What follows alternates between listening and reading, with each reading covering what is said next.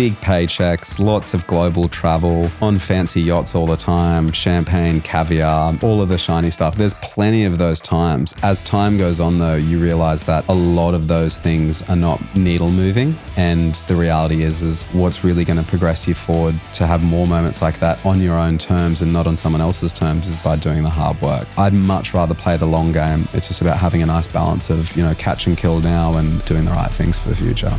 You're listening to the Rising Tidecast, the podcast for sharing the stories, the lessons, and all the good stuff from legends in the marine industry. Welcome to another episode of the Rising Tidecast. I'm Steve from Rising Tide Film, and I'm very stoked to have Jack Warwick on today. Not many people make a name for themselves as quickly as this man does. He's a yacht broker based in Sydney. You've got an impressive reputation in a very short time, my man. And you're living proof of what consistent content does for your growth in the industry. So welcome, mate. You're going to make me blush, mate. Thank you very much for having me. I'm very happy to be a part of it. Awesome. Well, so did you grow up around boats, like around the water? And if you did, what did you love about it? I'll take it right back for you. So I was born in Sydney originally, and then as soon as I was born, we actually moved out to a small country town called Cowra, which is about 4 hours southwest of Sydney. The reason being is that's where my mother grew up. She's one of, I think, 6 children, is it? Something like that. So they were, born and raised farm kids. She always had the desire to go back there, and her parents were living out there. So I think it was a matter of, 2 small kids. She wanted her parents to hang out with the grandchildren, and I think she just wanted to get back to her roots a little bit. So we lived in Cowra until I was about 13. So dad was a butcher, mum was a nurse, real, salt of the earth kind of people, blue collar. If you're living in Cowra, by the time you sort of turn into a teenager, your main options by the time you're in your late teens are either wrap a car around a tree, get a girl pregnant, or become an ice junkie. So I think they just wanted a little bit more for us than that. Option D? Yeah. Option D was move them out. We moved up to a bayside suburb called Cleveland, which is out on the bayside of Brisbane, about 40 minutes from the CBD there. And we lived there I stayed there until I was about 22 when I finally made the move down to Sydney. All the while, Dad's always kind of worked on boats though. So when we're in Sydney and, before they fell pregnant with me, Dad was working on the harbour. He's a Master 4. And so he was, everything from ferries, Matilda cruises, Captain Cook cruises, tugboats, you name it. So I think it's probably in my blood. His father was also a boat builder in New Zealand. He's a Kiwi. So I think it's probably always been in the blood. When we moved out to Cowra, there's not a great deal of water out there. So there's a river that flows through. So whether it was getting on a canoe or in a tinny or something, that was probably about as good as it gets. And then when we moved up to Cleveland, that was when I really kind of managed to get back out on the water or onto the water in general, because my father started doing the Stradbroke Island ferries. So there's barges and ferries that run back and forth to North Stradbroke Island. So, I'd finish school and then run down to the ferry, make the 4:15 barge or whatever it was, and I'd do the hour-long trip over with him, hour-long trip back over, an hour-long trip back, and then I'd come home in the car with him. So I just loved it. I loved being on the water. I loved listening to the older, salty dogs talk up in the wheelhouse, just talking shit. So it's a way to grow up fast. Yeah, definitely. So that was kind of it. And then when I was about 18, 19, you start going out to the clubs and partying and drinking, but all the while, Dad kind of towed me into a job. He went over to the Brisbane Tidecast. So I actually went and worked on the Tidecast as a ticket seller and then went into a deckhand position. So that was my first taste of working on the water. And after that, I eventually ended up getting into corporate. So I was in corporate telco with Vodafone and Telstra. And I did have a little 18-month stint at real estate. But I think, look, an 18, 19-year-old working in real estate, trying to sell multi-million-dollar property, you just, there's a big, long road ahead. So I didn't end up pursuing it. Got into corporate and then eventually ended up moving down to Sydney for a job in advertising as a business development manager with an online publication. And from there, I kind of just kept on, working in that ad content marketing space, and eventually did a little spin up of my own kind of boutique agency, which offered a bit of everything. Social media was on the rise. So we did social media management, website development, branding, content production, social ads, you name it. So I had that agency and still have it now. It's in its 8th year of operation. It's slowing down a little bit now because I just literally don't really do anything in it. I respond to a few emails, but it just kind of ticks along. And then, I always wanted to be a yacht broker when I was older, but I was thinking, it's probably one of those jobs that you're better off doing when you're sort of 40, 50 years old. That was kind of going to be my semi-retirement job. But I thought, if life's too short, if that's what you want to do, why are you doing it? And I saw, the content production space from a professional level slow down a little bit. We were going from doing, $250,000 television commercials everything was starting to become more user-generated content. So iPhones, gimbals, smaller camera setups, freelancers, and the barrier to entry was way less. And so I thought this is a good opportunity to go and pursue something else while money's still rolling in, go comms only and become a yacht broker. And that's how it kind of came about. So there's the end-to-end story. That's awesome. So I love the calculated risk in becoming the comms only yacht broker. I did a little bit of debit credit, but the moment that I'd sold a couple of boats / enough to get off it, I did, because I think he who's hungry will go out and hunt. Yep. Would you say, from an outside perspective, I know you are on the hunt, you are like producing the content, you're getting recognized. Would that be one of the driving factors that you think has contributed most to your rise in the industry over the last couple of years? Yeah, I think like there is that, but that also has come with a lot of discrimination, let's call it. Like a lot of existing people in the industry hated that because no one's really done it. It was quite new. So I was kind of, the odd child in the industry for quite a while there. And I'm seeing definitely everyone starting to level up the game now. It was always going to become the norm. But I think for me, what the biggest opportunity that I saw was brokers, and not to hang shit on anyone, I think forever and everyone's so busy and it's a tough industry in general. People will get cheap photos done because the owner doesn't want to spend money on, content and advertising. They'll upload it onto the top 4 platforms and they'll wait for the phone to ring and then they'll try and get an inspection. And I think the aim of the game with them was just to try and have as many listings as possible. For me, I thought, there's so many ways that you could do that, but you could do better at your job. Do you know what I mean? Whether it's doing a professional shoot, implementing a proper marketing and advertising strategy, getting a proper marketing and advertising budget from the client. If they go and sell their $5-10 million house, they're spending minimum $25,000 on production and ads and running half-page ads in the Wentworth Courier. My first few boats that I kind of listed, I ended up having to pay for the photos for myself because I would refuse to go and shoot it on an iPhone and they refused to part with any money. And I thought, if I can just get this boat sold by, investing $600-$800 into photos and videos and what have you. And then I ended up doing that more and more. But now I literally put my foot down. I go, guys, if we're going to sell this boat, here's what we do. Here's all the examples of the content so you can see what you're going to get, but what the outputs look like. Here's where the ads are going to live. Here's a 6-week, initial strategy. And that's how we're going to go out with it. And then every Monday I'll send, a detailed report to the client breaking down site traffic, ad traffic, how many inquiries we got, how many inspections we got, how many calls we had. They're across the process every single Monday and they know that I'm working for them. Whereas if you compare that to what a traditional, more old school broker might do, nonetheless, you'll still get the boat sold. But I just wanted to show that there's another level that we can take it to. And I think the customers appreciate that. The customers or clients have turned into lifelong friends now, the ones that appreciate that process. Yeah, because you're looking after them. And I think that's super special. And even taking it back to the start of that, when you said, I'm going to do this because I know it's the right thing to do, and backed yourself, even though you had to pay for it out of your pocket. There's something really special about that. I think like people innovate all the time and try different things, but saying, no, I know this is the standard that we need to set and it's worked out. I think that's a very, very cool thing to say, like case in point, I know this is going to help you get your boat sold, and look at all the other ways and people that are now doing this in a different version of it. I think that's really awesome. So what was the moment that sparked for you when you started being a broker that, oh man, this is the space I'm supposed to be in. This is where I want to be? I think like having a love for the water and a love for the boats that we work with on a daily basis. For me, it was just seeing the mediocrity in the space, the lack of professionalism in the space. I thought there's something here, and I'm gonna go absolute hammer and tong on it. And for me personally, I even set myself quite an extensive list of KPIs that I want to hit every week, and that includes posting. I try to post multiple social content pieces every single day to try and reach as many people as I can. I try and do as many a certain amount of calls every single week. I try and go and do a walk around every one of the marinas every single week. I try and have a coffee with another broker to build a relationship with guys that I might conjunct with in the future. There's a whole list of them, and I try and sometimes only get 80 or 90% of it done. But again, I know that not many people are doing that, and if I can do that over time, that's going to compound.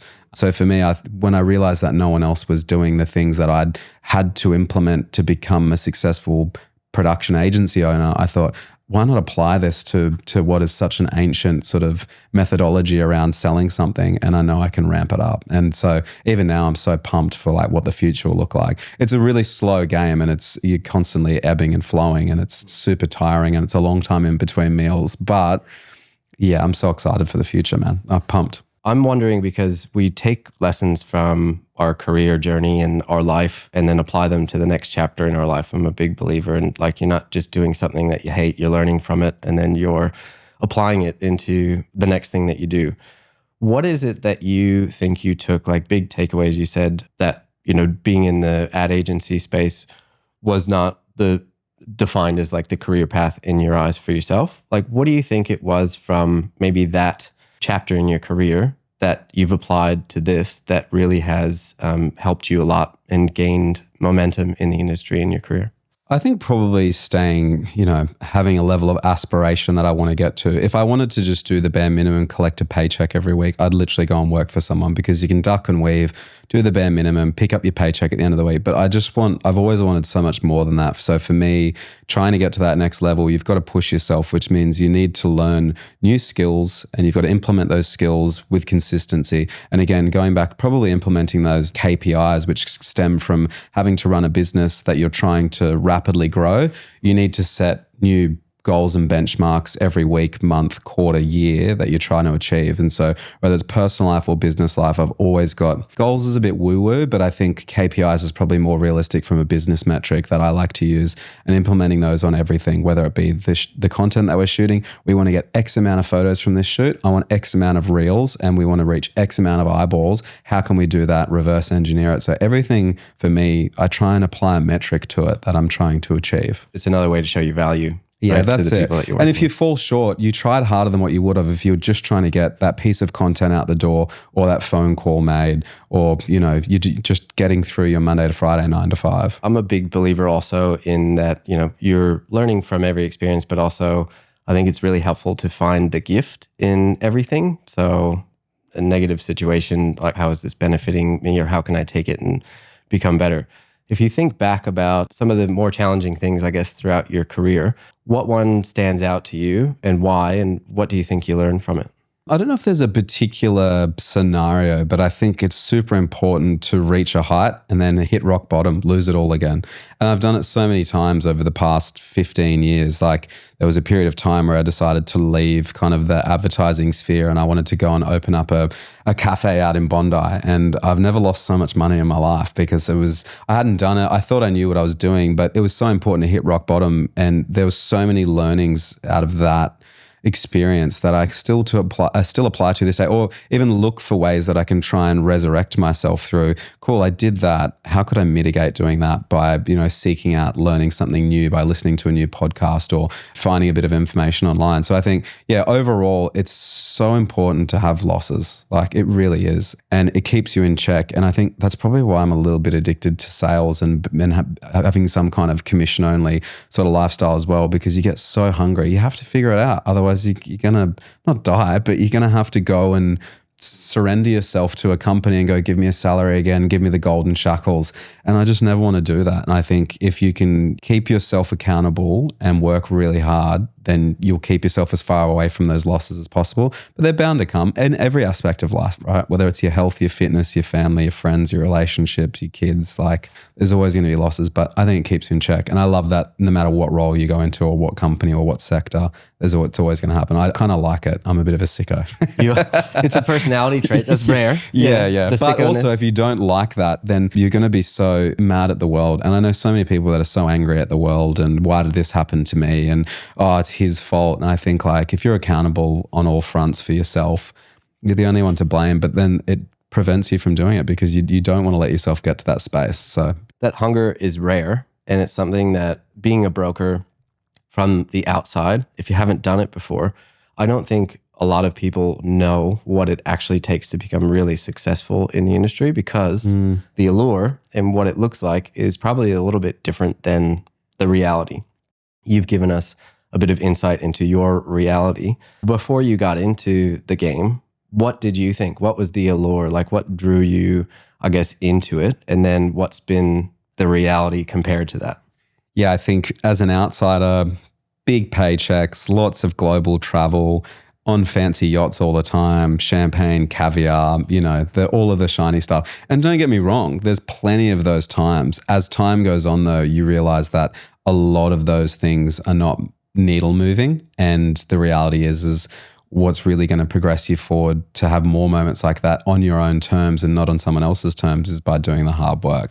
And so I think I'm only new to the industry. I'm only a couple of years in, and by no means, it probably looks, I don't know if it looks flashy online. It probably does to a lot of my friends think it does, but it's definitely not. And it's a real job every single day, but there are moments where you get to enjoy it for sure. But yeah, that's probably the main one, is that it's a very shiny beast on the outside, but when you're in it, it's, broker's job is so similar to, I'd compare it to a real estate agent. You're bashing the phones every day. You're doing a million emails. You're doing inspections inside of hours, outside of business hours, on weekends. You're a workhorse, because if you don't sell anything, you don't get paid. And so everyone else gets to go to their job Monday to Friday, get their paycheck, go for after work drinks on a Thursday, Friday or whatever, and enjoy their weekend. You're on call all the time, but I think what makes up for it is ultimately those little key moments of pleasure when you're flying along and delivering a boat or something and wind in your hair, or hanging out with your mates, or taking a stock boat or something out, whatever it might be. Yeah. They're the things that make it fun for me now, not so much the big, super yachts, champagne, mingling with billionaires, because it's not, I don't know. Your taste just changes, I think, as time, and your expectations change as well. We talked a lot about the skills and the things that you go through on a day-to-day basis. It's a twofold question, because at one point I was like, oh yeah, being a broker, that would be all right. Like, could do the photos. And no, it's way too much. Like, I know what it takes, and it's crazy. So I guess main skill that you think is super important for somebody considering, to me, it sounds like hunger from what we talked about, but that's one thing. And then number two, something that I was really kind of in two minds about, is the depth of knowledge required about just boats and boating in the industry. Like, is that make or break for becoming a yacht broker, or can you get by with basic stuff and I'll get back to you on that? I'm going to look out for you and make sure you get the right answer, kind of thing. I think the most foundational skill is sales, I think, probably more than anything. And my definition of sales is a little bit different to what everybody probably perceives sales. Everybody thinks real hard, gung-ho, sell, sell, sell. That's not my style, and I don't believe those salespeople really achieve that much in today's day and age. I think you need to have a good product that people want. You need to provide an amazing service, and you need to be able to build the relationship with those people. And if and when the time is right and they have the money and you've done your part of the job, they'll buy something from you. And so that to me is the sales process. And so if you can follow those processes, which is, the calls, the emails, all the bits and pieces, combine it with that list of things that I just said, that's sales in my mind. The second part around boating knowledge, I think, sure, you probably couldn't do it without having the boating knowledge, but it's something you can learn. There's so much basic terminology that you can pick up. And then, the more in-depth, granular things like data, like operating max speeds, mileage, range, all of these bits and pieces, it just comes with time. And I'd have to say, sure, in the last 2 years, I've learned so much, but it definitely, you need to have some kind of foundational level of sales and boating knowledge. And I think mine came from being around boats, fishing with Dad on a little center console tinny, right on through to then working in more of a commercial industry as a decky for a little bit on the city cuts in the Brisbane River. It definitely helps, but it's nothing that you can't learn. Do you know what I mean? It's like go and shadow someone. And I think real estate agents do it really well. They'll shadow someone for a couple of years, learn everything there is to know. They'll go out on their own, then they'll get an assistant, then they'll build a team. And I'm applying a similar kind of strategy at the moment. I've got a young guy underneath me, Casimir, his name is. He's still at uni. He works at Marina part-time, loves boats. He actually just his dad got him a Grady White from Short recently, actually. So he's out on the water frothing every day. He's up at Pittwater right now. But he reached out to me, wanted to do work experience. I saw that he had the hunger in him. He comes from a great family, good background, loves boats, works in the marina. He has that foundational knowledge of the marine industry and boats in general. And I think the sales stuff I'll be able to teach him, because there isn't that really hardcore salesy guy, I think, anymore. I think it's more about just follow the process and do it consistently. That's sales in my mind. Yeah. That's huge. Yeah. So to that point, tell me about what your view is on time horizons, because sales sometimes can be a short-term thing, right? I want to buy a boat now, or it's a long-term kind of relationship building customer journey, or you're looking for the right boat for someone for a long time till they find exactly what they want. So how do you view, like, I guess, a short-term time horizon with what you're doing with your clients, but also in the long term, I think for your clients, but also for building your brand, because building your brand is a big part of what you're doing right now. Yeah, for sure. I kind of have processes in place to cater to both, let's say, buyers or clients. So the immediate ones or buyers, active buyers now, I'm probably working anywhere between 30 and 50 buyers at a time. I'd say 5% of those are really, really legitimate and they're going to buy something in the next couple of weeks. The other guys I seem to talk to anywhere between 3 to 6 months. And so the way that I've found those buyers is obviously by having listings or running ads against pieces of content on boats that I've shot, which is obviously, develops the inquiry. I will then put them into a CRM, into my database. If they're actively looking for boats, I'll have Cass prepare listings for them or, options for them to review.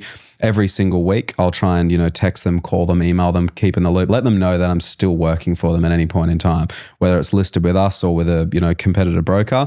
I'll conjunct with anyone. So it's about, I'm going to find the right boat for you based on your requirements, your budget, your cabins, your preferred length, your location, whether it's something from overseas, we can help you bring it in. They're the immediate ones. The more long-term ones, I've got a monthly EDM or, mail out that I send, electronic mail that I send out called Mariner Mail.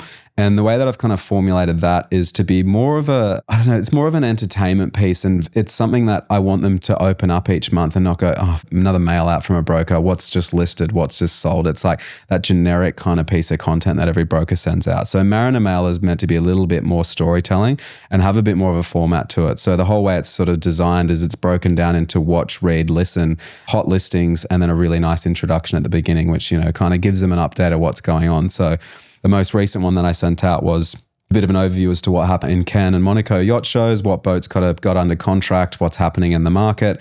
And then watch would have been, the latest kind of walkthrough or video reel that I've done. So I think it was on one that we're working with on Sam, the Regal 38 SAV. And then in terms of listen, it'll be the latest podcast episodes. So you can see all of these are original content pieces too. I'm not just gathering a bunch of stuff and putting it in there. Yeah. And then the hot listings will be a bit of a mix of all my favorite boats that are listed at the moment, just to keep everyone kind of updated. It's crazy. I'm shocked being from the advertising industry that like the average kind of open rate on an EDM is like 2% or something minimal, right?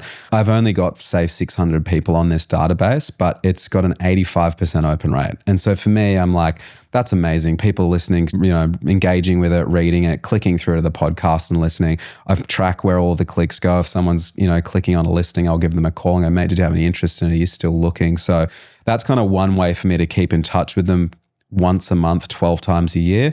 Outside of that, if someone's on my database, I'll call them quarterly and check in. If they don't answer, I'll send them an email or a nice text, just let them know I'm there. And the whole idea is, again, kind of that real estate model where keep in touch with them quarterly via phone, send them a monthly EDM, try and have a coffee with them or take them for a lunch once a year. If and when they go to sell their boat or they're looking to buy a boat, I just hope that I'm the guy. Again, it's not a salesy thing. It's about, I'm here, I'm trying to do all the right things in the right way. And if you ever need anything, let me know. That's kind of my strategy. That's awesome. Yeah. Being top of mind and I think looking out for them. Yeah. And giving them things that they actually want to read and listen to and interact with. Yeah, there's times when, we're preparing listings for someone who's looking for a boat and it's not with a brokerage. So I'm not necessarily going to make any money off of it. It's with a private, it's listed privately on boat sales. I'm not going to reach out to that guy and ask for a commission. We'll send it on and go, let me know if I can help you with it. Because if that buyer buys that boat in 2 to 3 years' time when he goes to sell it, I just hope that I get to go and list it for him and market it for him. And then he's going to buy a new boat then. So it's about having that long-term vision as to how you want to play and not just a cash grab. It's just, it's not my style. I'm definitely all for a deal and getting fed, but I'd much rather play the long game. It's just about having a nice balance of, catch and kill now and doing the right things for the future. What is it that you think about when you're posting or when you're creating something or sharing something on socials? Because I noticed that you post a lot and it's not always the content that you're making, but you're creating this awareness and almost this I've heard of people basically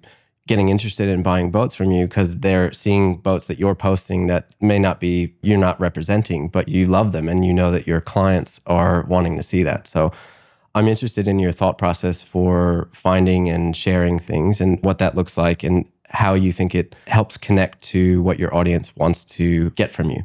Yeah, I think I try and reverse engineer it a little bit. So I think if you're not looking for a boat right now, why do you want to sit there and be peppered with boats all day long from someone? So for me, it's about trying to add value by creating a roster of content that goes out weekly for people to consume that's diverse. And it'll range from all different types of boats to not alienate anyone and go, hey, I'm only the premium boat, big boat guy, and I don't deal with, bow riders or whatever.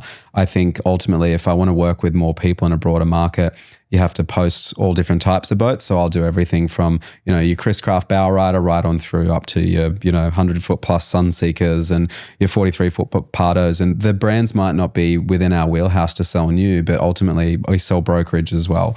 So it's trying to create, like a diverse roster of content that'll go out, which adds value to people. They're seeing walkthrough videos. They're seeing new boat promo sizzle reels. They're seeing, here's a walk around from the Dubai Boat Show, which they probably never would have considered to ever go in their entire life. It might be a snippet of a really nice, engaging answer from a podcast guest or something. If you're interested in boats, the marine space, fishing, whatever it might be within that whole kind of realm, I'm just trying to create a little package for you to consume every single week. That's the plan. And I want it to be sort of a 50-50 split, or I'd love it to be more, but it's trying to find the time to produce the content.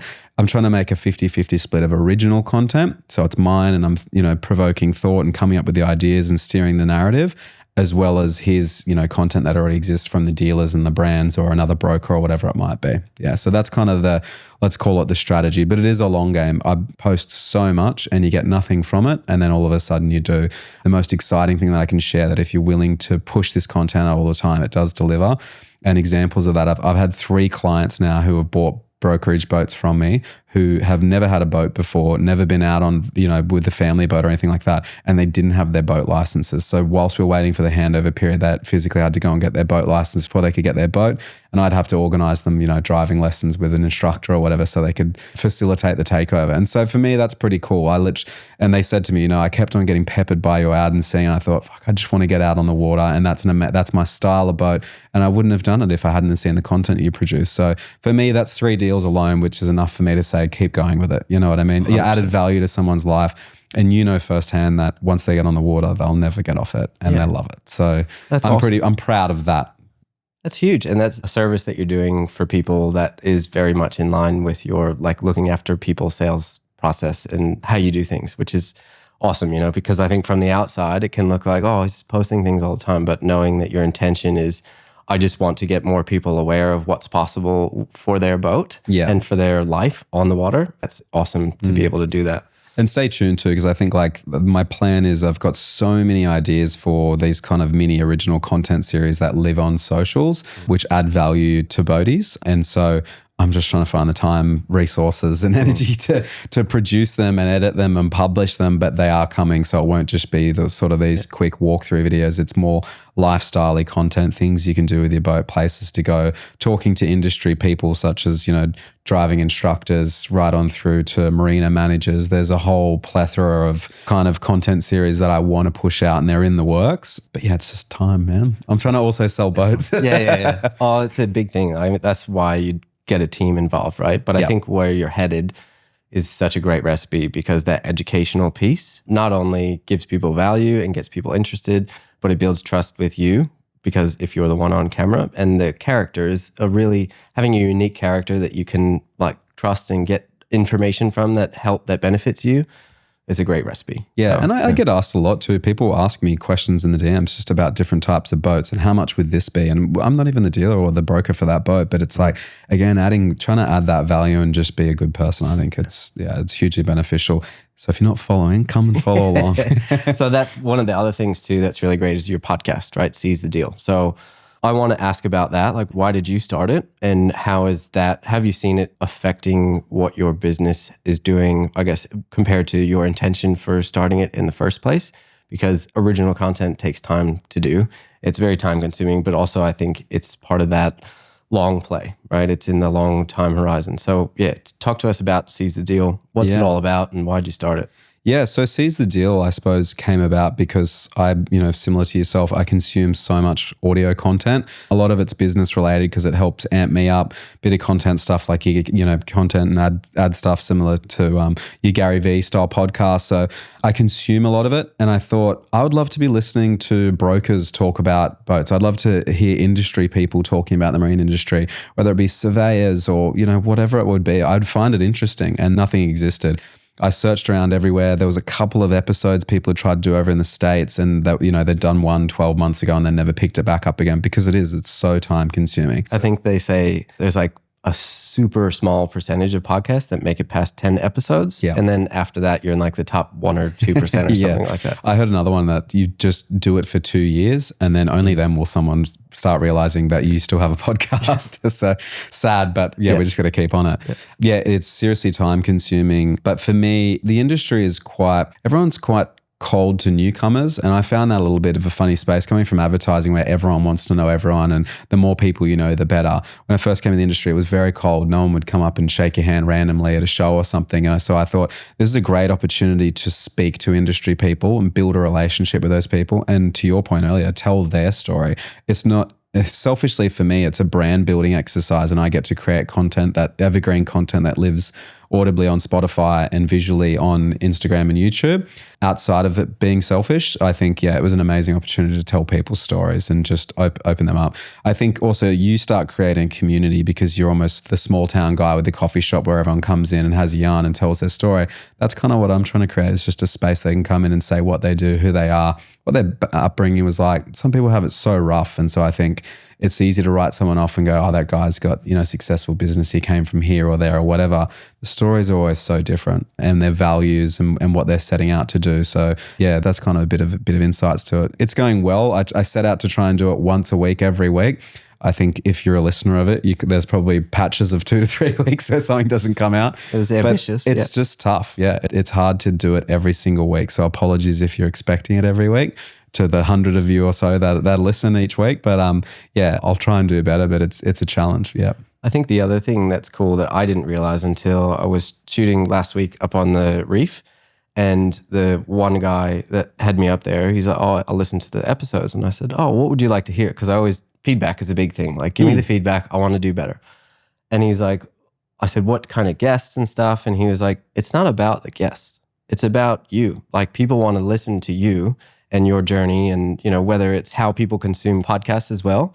So sometimes I guess if you're in the learning, like I want to listen to podcasts like to learn, like we do, like business podcasts, then maybe that's one thing. But if you're doing it to like relax, or while you're driving a tractor, or just want to chill out, I think it's just building the connection with the host and enjoying their demeanor and how they speak with people. And it's a really cool gift, I think, that we don't realize that it is creating a connection, but it's also you're in their head, which is a really interesting place to be, I guess. But very cool, like very valuable for people. Yeah, and I think also I try and, I don't even think I've had another broker on there, but I try and go industry people that will not often get to tell their story. It might be a refrigeration guy, a surveyor, or whoever it might be. And, there's such cog in the wheel kind of people, or considered such cog in the wheel kind of people, but without them, the industry falls on its ass. So having a platform to be able to share their story, they'll then share it with their friends get to know them better. Again, selfishly, it then obviously multiplies in terms of more listeners. But I just love being able to give people a little platform where they can come on and share their story. And there's someone else who might be considering getting into their industry or their field, it'll inspire them. We just did an episode with you, and I'm sure that I get hit up so much by content guys wanting to get into the marine space. Mm-hmm. And I'd love to be able to give them as much time as I do. Maybe I'll just flick them to you moving forward. But please do. Yeah, I think your episode will be so valuable to those guys that want to create content around boats. So each of those little industries or sectors, that's what I'm trying to do, is just create a platform for them. That's what it's all about. Yeah. Helping and giving stories and stuff. I know it won't sell boats, and that's not the intention. Yeah. Like, that really isn't. It's more an industry thing for me to be able to play with. Yeah. That's awesome. Yeah. So you create a lot of content of yourself. Presence on camera is a big thing. I guess, what are some tips? Because that is a challenge. That is also something I hear constantly from people. It's like, that's not me. I don't want to do it. And like, yes, I understand it's not everybody, but number one, how much is that untrue in your eyes, like in the desire to actually build something? And then what tips do you have for someone that maybe didn't do it all the time and now has to do it or chooses to do it all the time? And obviously, like, you're great at it. So what do you think are some of those 1%ers or the key things maybe that help you do a great job? Well, thanks, Steve, but I wish you could go through my phone and look at all of the outtakes, bloopers, and the Google Drive folders and hard drives of shit that will never make it to air. So number one is get a good editor. Yeah, get a good editor. No, like it's so unnatural to any human, I think. Even a TV presenter, when they first start out, they're terrified. Actors going to audition, they're terrified. It's a skill that you pick up through consistency, and it sucks and it's difficult and you hate looking at yourself, but it's so unnatural to me and I hated doing it. But again, if you can do it and you're one of the 5 or 6 people that are doing it and there's 500 other brokers out there around Australia, you're going to set yourself apart. So why not? Isn't the objective to, get better clients, sell bigger boats, make more money and provide a better service? And I think it's one way and a really effective way to bring in more clientele for yourself. So I think get over it. Like I had procrastinated for so long and I still do. There's so many weeks that I don't feel like doing it. I don't want to do it, but get over yourself and just jump on there, have a crack. Know that you can do 50 takes and just pick your best one. It's not about nailing it. You're not going to get it the first go. Every single video that I do, even our podcast intro earlier, there's stuff that we're going to delete out because I'm fumbling my words. What people see is the end edited product. So just have a go at creating content. Do 5 different intros, 5 different outros, 5 different takes of every sort of single piece. But I think the biggest thing is planning and preparing what you're going to talk about. For a long time, I'd get on a boat and try and do a walkthrough video. You're just talking crap. So now what I do for every single shoot, whether it be big or small, is I write a bit of a video synopsis where I go learn everything about the boat, have all of the sort of key features and utilities up above and the spec and everything. And then I'll sort of try and consider what a bit of a hook might be. Like one of the main things on social at the moment is people aren't really watching past 3 seconds or 5 seconds. So what are you going to say within that first 5 to 10 seconds that's going to keep them engaged and what's going to hold them through to the end? So there's a bunch of different, YouTube channels and people like Gary Vee you can go and listen to where you can learn about hooks and intros and outros, and then filling the rest of the content is what's going to add value to them. I think they can look up most of the specs quite easily and that's not what's going to phase them. And that's something that I've been trying to steer away from now and move into more lifestyle. So what you were talking about, how are they going to use the boat? Like who's going to be using it? The family or the friends? Where are the boys going to be sitting? Their beers kept? Like the utility of the boat, I think, is more important in a walkthrough video. So they'd probably be my tips: is getting over it, be prepared, doing lots of outtakes and just, man, have a bit of fun with it. And I touched on it earlier in my episode with you, is try and be authentic. For a long time, I was trying to be this polished version of myself. And now I think if you meet me in real life, I'm a bit of a larrikin, down-to-earth bloke. So I think just let that shine in the content now. And so I'm trying to let that go a little bit now and just be a bit more authentic in what I'm doing. Oh, it's the best way to build a connection with somebody. And that's what it's all about. You're just looking out for them. And I think the one thing you said that relates to maybe your previous career chapter is the pre-production involved and, owning a content agency. That's a big thing, right? The importance of that. Nothing gets shot unless you have a plan for it. You're not just winging it. So that's something that's super important to transfer to, I think, this industry when people, whether it's brokers or business owners or whoever is the voice of your brand, gets on camera, do the work beforehand. This is a saying I've heard that's unfortunately in the imperial instead of metric system, but an ounce of pre-production is worth a pound of post. For sure. So make it happen, put the work in, because not only are you going to produce a better product, but you're going to say the right things. You're going to get it out faster. It's annoying to have to do for a lot of people if they haven't done it before, but it's worth its weight in gold. Yeah, 100%. A lot of people write me off and go, oh, he had a production company first and then they used to manage social and blah, blah, blah. Just keep in mind, I never did any of that stuff. I was the business owner, operator. At best, I was producer, which basically meant getting a brief from a client, pitching in the business, getting it costed up in accordance with working with all the freelancers, getting it signed off, and then making sure that I had the right crew on the job and everyone was assigned to doing their role. So the whole storytelling, writing piece, I didn't used to do that. That was creatives. And so don't think for a second that I can do this because I was the guy that used to do that for 8 years. I never did any of that stuff. So everything that I'm doing now is self-taught from looking at things on the internet and trial and error. And it's only within the last kind of 18 months that I've been doing it. And so I think just pick it up, just have fun with it. A little task that I heard from a podcast the other day, which I've tried to implement, is every morning whilst I'm at the gym in between doing something, you can't tell that I go, but every morning that you're at the gym in between a set or whatever it might be, or if you're walking on a treadmill or whatever, is force yourself to write. So write a concept for a little social video, write a concept for a walkthrough video, start writing down what the intro might be, the outro might be, and write one piece of content every single day. And so I'd love to say that I'd stick to it and do it every day. I try my best, but there's days I don't. But that process alone has made me better at formulating social content and just content in general, whether it be ad write-ups for listings and what have you. Just making yourself think instead of outsourcing it to ChatGPT.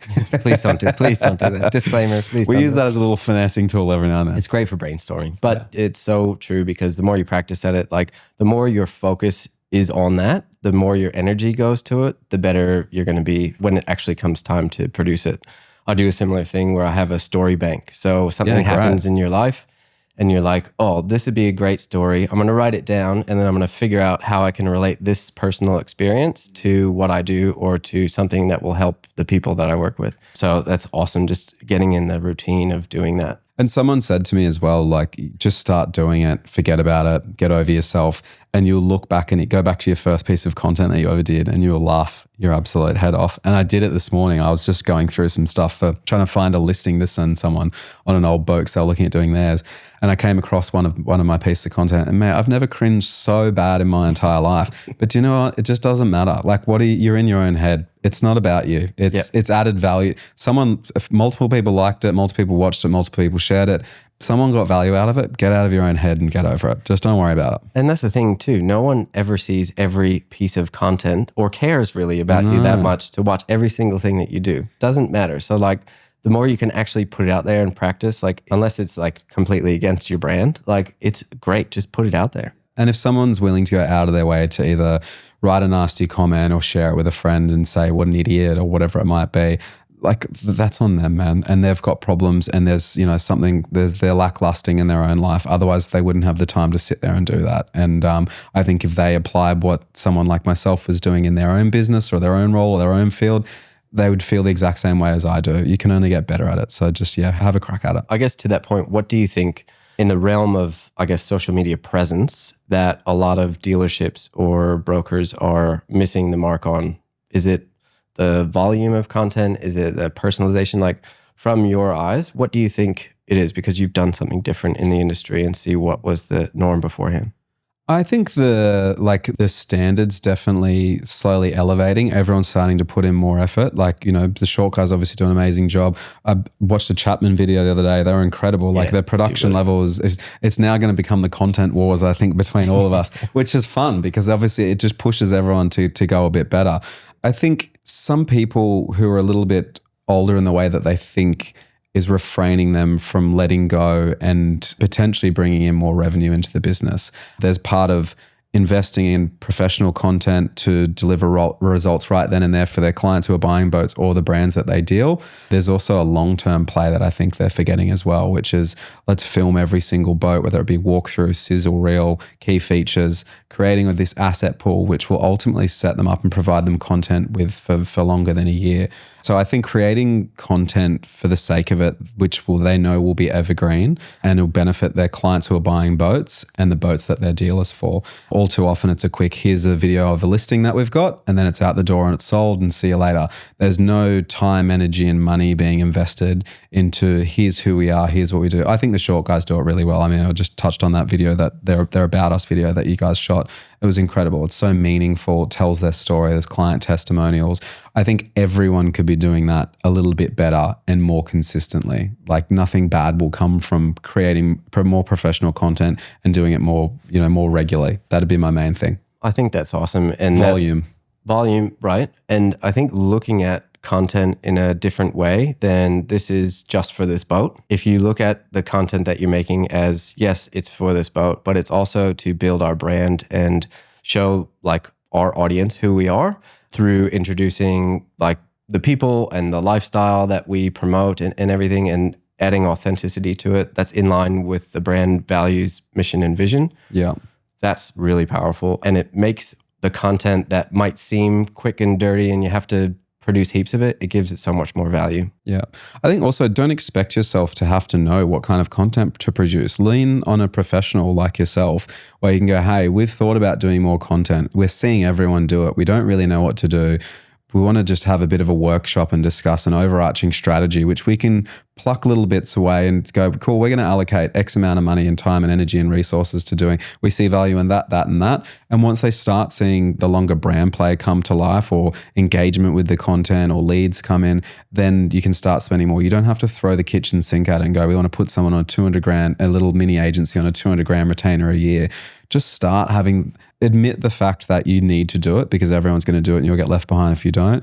Start leaning on professionals to do it properly for you. Invest a little bit and then a little bit more, and you'll slowly start seeing the results. And the long-term effects that'll have on your business, like incredible. Massive, yeah. Incredible. Those are the conversations I'm having now. I'm having more, we want to do this, we can't afford it. So adding a consultation offering to what I'm doing to be able to help more people, I think it's super valuable. Start there. I think in terms of a really easy way for someone to make content, whether it be on their iPhone, if they've got a small brokerage team and there's an assistant or something working for them, is everything you're doing throughout the day is an opportunity to create content. If you're doing an inspection for a boat, bring along the young guy, film everything that you're doing, whether it's uncovering the boat, getting set up, that in itself is a video. Then do a walkthrough while you're there before the client gets there. Then do a video of packing down the boat and getting everything prepped up. There's 3 pieces of content there. There's multiple stills. You can edit it all in post or hand it over to a guy to do it. But that's one instance where all of a sudden you've got 4, 5, 6 different bits of content. If you're at a boat show, you could be filming every single day a sizzle rate reel of the boat show. And then every single model you've got on display is a piece of content. You can do stills and what have you with different people that are attending the show, and then walk around and do some interviews with punters on the street, so to speak, or go and chat with another brokerage and have a funny little interview with them. There is endless opportunities, but just start thinking that every single thing that you're doing throughout the day is an opportunity to film or shoot a bit of content. It's a great mindset. It works, right? Yeah. What do you love most about your job right now? I don't know if there's a specific thing. I think ultimately the buyers that I'm finding that I'm working with are more and more often turning into friendships. And I love that. Like, it's amazing. And they're really good guys and girls too. So that's incredible. But I think nothing beats when you get to go and move a boat or jump on a boat for a sea trial or go and do an inspection with someone, and you get to go and rip around the harbour, the wind in your hair, and you're on, a multi-million-dollar boat in one of the most scenic places in the world. They're my 2 favorite things for sure. That's awesome. Yeah. Did you ever see your life taking this turn and being like where you are right now? I never see my life taking the turn in which it does on every single bend and turn that it has had so far. Like I said, I've gone from advertising and corporate telco and owning a cafe, and it's just twists and turns. But every single job and, career path that I've had, you get a little takeaway from each of them. What's great about the constant changing, the having to iterate and access the next chapter of your life? There's always something that you'll learn from one specific role that you can apply to the next one.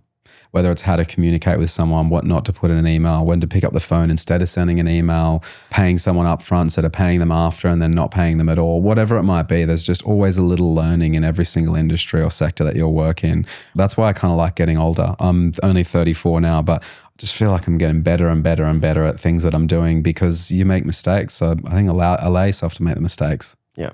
That's where some of the greatest lessons are learned, right? Don't beat yourself up. The reputation's big in this industry, and so is your network, right? Who you know, and the taste and the feeling and the experience you leave behind. What do you think that you in particular are known for in this industry now? And what trait of yours do you think contributed most to that? Probably what I'm being portrayed for a lot at the moment is the content flashy guy, right? And I think that'll wear off after a while once people see the runs on the board that I'm getting. And then ultimately, the amazing relationships that I have at the moment, once they get to a higher volume, then that'll spin and they'll go, he's actually does the right thing, is good by the client, knows how to sell the boat, and does everything professionally end to end. So I see myself at the moment, probably being portrayed as this kind of flashy guy, hot in the pan kind of, it'll go away and he might be over and out soon, but I'm only getting warmed up, man.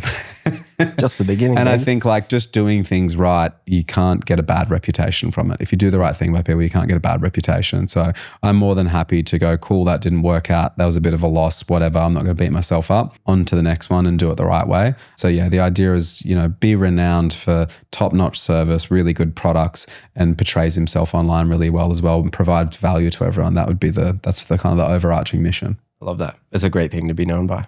Hopefully. Yeah. What are you most excited about for your career and for yourself for 5 years from now? I think The first sort of year, 18 months, really just been finding my feet and figuring out who's who in the zoo. And now I feel like I'm in a really good stride. I know what I'm doing. I know what I'm chasing after. And so I'm really just looking forward to having more numbers under my belt, in terms of volume of sales, and continuing to get to work with a really broad range of people in the industry, being a bit more of an all-rounder and just getting better, man. Yeah, I think just, again, doing the right thing. Yeah, that's awesome. I love that. I've got some rapid fire questions for you. Hit me. What's your favorite boat and why? Ooh, I don't have a particular favorite boat, I'd say, but in terms of my category or style, it'd be old timber looking style cruisers, bit in a fiberglass. So your Grand Banks, your Palm Beach, even right up to your kind of the larger sort of Fed ships, those kind of styles, more traditional gentleman's cruisers, but with all of your modern features and functionality. A listing that I have at the moment, and it ticks all of the boxes for me, would be the Halverson 44 that I've got. It's got new engine, like it's had over a $1.1 million refit on it. It's only asking $799, so there's a great buy for someone. But it's this crazy old school looking boat in absolute perfect condition with 2 new engines, Jenny, push start, you name it, like flybridge. It's just got everything that I would ever want in a boat. So yeah, it's that older style kind of gentleman's typical timber cruiser look and feel. Yeah, but modernized. Quality craftsmanship. Yeah. Best spot for you to spend the day on the water in Sydney? Oh, it's probably a bit of a cheesy one. Everyone knows it, but I really just love the basin up at Pittwater. Jump onto a swing mooring there, swim back and forth to the beach. There's no sharks. There's no nothing. Awesome. You just, you're hanging around. You're around the corner from America's Bay to go into the waterfall. If you want to get on land for a bit, if you've got a dog or something, I don't, but if you do, but take them across on the tender. You can do the walk up to the rocks up the top. That'll take you kind of an hour there and back. There's a toilet block there. There's a lagoon you can swim in. Like, it's for a family weekend away or just a weekend with the boys or whatever. It's just such a good spot, and it's so close. Yeah, it's the best. I love it. That's awesome. Clean, safe. We spent New Year's 2 years ago there. Oh, nice. It was amazing. Yeah, it's a good part of the world. And the people are nice. You'll be, even Jade, my partner, and I, we'd have our big swim mat out and sitting on there with a glass of wine, and another boat next to us be like, well, I love your swim mat. Well, come on and have a drink with us. And then all of a sudden, you're on their boat having dinner, and it's just such a beautiful part of the world. There's not many places like that on the harbour, I reckon, anyway, that you'd get to experience that. So good people, good environment, safe, secure. It's good. Speaking of which, next one, who's in your crew on the water? Definitely Jade, my partner. We had a boat that we were doing up for a while. It was an old Mariner 31, I think it was, flybridge, and we had it for about 18 months. And she was my first mate and my best mate. We had the nicest time. I've got a lot of acquaintances, but my friendship circle is pretty tight and niche. I'd hang out with my acquaintances more than I do my friends, but I think my friends, they're people that you don't have to talk to for weeks on end, but when you chat on the phone, it's like you spoke yesterday and nothing changes. So I love that. But I think, going out on the water, you want to take new people out there. You want to expose them to the environment that they wouldn't get to go out on. So every time I get to grab a boat and go for a rip on the harbour, I'll try and get Jade to invite some friends who just never get out on the water, because you see their smile and, you're the good guy for taking them out, and you have a blast, and it's just the best. So yeah, it always kind of changes. Yeah. That's awesome. Special experience to share. 100. Besides people, what's your go-to, like, bring along on the water, on the boat, that always leads to a good time? Music, man. You've got to have good playlists. I've actually got a whole bunch of playlists that I pulled together, which before I was doing the podcast, my kind of listen component within my monthly mail out that I did, I would always have a playlist that people could listen to on their boats. So they range from, housey dance music right on through to, I listen to every genre and music from every year. So whether it be soul, swing, Italian, French, you name it, I've got a very eclectic music taste. And so if you ever want a playlist while you're out on the boat, let me know the occasion, let me know who's going to be there, and I'll send you a playlist. You need to make them public for sure. Yeah, they are. Yeah, I'll send them, I'll include them in the show notes or something. Yeah, perfect. We spoke about this, but best part about your job, and also worst part or most challenging? Look, the best part, I think I've touched on quite a bit, but just being out on the water when you get to go out and the people that you get to work with and the clients that you have. Worst part is it can become a little bit monotonous, as I know I've rambled on about being so process driven with KPIs and goals and all the rest of it. That, when you're not in a good headspace, can be really tiring and exhausting, and you'll go home and go, why does it all, why is this all happening and what am I doing? But tomorrow's a new day, man. You just get up and, get stuck back into it. Sometimes you just need a good sleep, or sometimes you need to go for a run. Yeah. Or sometimes you need a beer. Yeah, very true. Yeah. The exercise component is a huge part of what keeps me going in the morning. And, 100%. Yeah. You never feel bad after you've gone for a run or once you've been to the gym. Yeah. What's like a favorite resource you've found and in the past year that you couldn't imagine life without? Ooh, like I could say the obvious ones, like, AI tools such as your chat GPT. We don't use a lot, but it's like, just finessing little bits and pieces once we've put our love into it creatively. Another good one is for editing podcast clips. If my editor's not available, we use a tool called Opus, which you kind of dump it in and it'll grab takeaways for you. But I think on a more personal level, I think implementing a bit of a routine for myself. So I've recently been off the booze, which is the first time in a long time. I'm not a raging alcoholic, but I'll drink every week and, go out with friends and whatever. So having a couple of weeks off the booze to reset and then, getting a really strict health routine in place. So getting up at 5:30, going either for a run or to the gym, and then treating yourself with some nice, exercise type of things like going to a sauna or a spa or something as well. So they've been hugely beneficial to just keeping me level-headed in times where things are stressful and deals fall over, because there's plenty of those. Yeah. Oh, you'd have to be resilient, but putting mental health, I think, first is huge. Very big on it. Yeah.